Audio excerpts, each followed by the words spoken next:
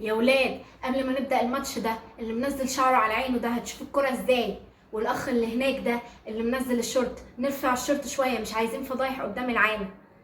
ايه الوشوش الصفرة دي؟ فطرتوا كويس ولا نازلين تلعبوا على معدة فاضية؟ ادي لاخوك. كرة قدامكم والملعب قدامكم والجون قدامكم، ولو جيت وجبت لكم الجون انا والاخ اللي عامل تاتو ده امك شافتك وانت نازل هياخد كارت اصفر عشان قل ادبه.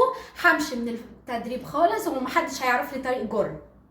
اللي يقع يقوم واللي يغلط يتعلم. تمسكوش في بعض، مش خروجة العيد هي. تتخانقوش مع الحكم، هنستناه بره. اشربوا ميه كتير، الدنيا حر وانتوا بقالكوا ساعه بتجروا.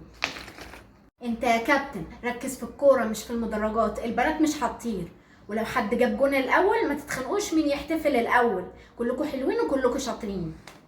يا كباتن بعد الجون ما تجروش كلكوا على الكاميرا، الناس عينها وحشه. المنتخب كله بيجيب جون الا انتوا.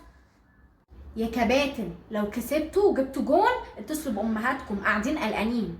في اكل بعد الماتش، مكرونه بشاميل وعصير مانجا. الجواكت معاكم وانتوا راجعين، الجو بيسقع بالليل. يلا ربنا معاكم.